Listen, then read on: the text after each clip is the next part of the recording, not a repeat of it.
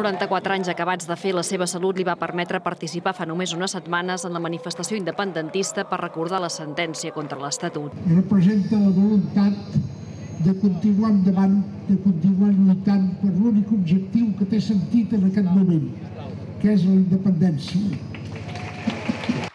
La màxima fita política de Ribera Barrera va ser ocupar la presidència del Parlament l'any 80, quan Esquerra Republicana va donar suport a Jordi Pujol per ser investit president de la Generalitat. Abans, com a diputat al Congrés, va participar a la ponència de l'Estatut de Sau, d'on deia haver sortit decebut. Escollit secretari general i president d'Esquerra, supera les tensions internes del partit i el 1989 torna a la vida parlamentària al Parlament Europeu, amb la coalició l'Europa dels Pobles, on va utilitzar sempre l'anglès perquè es negava a ser considerat diputat espanyol. Durant la Guerra Civil va lluitar al bàndol republicà i des de l'exili a França va reorganitzar el partit.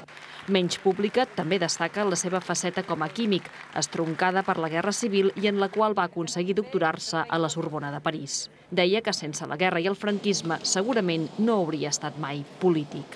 M'adono que la meva vida s'ha descabdellat més condicionada per les circumstàncies i pel temps que he viscut que no pas per la meva pròpia voluntat.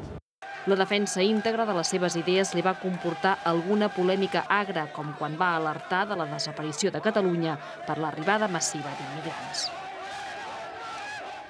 Demà, després del Telenotícies Vespre, TV3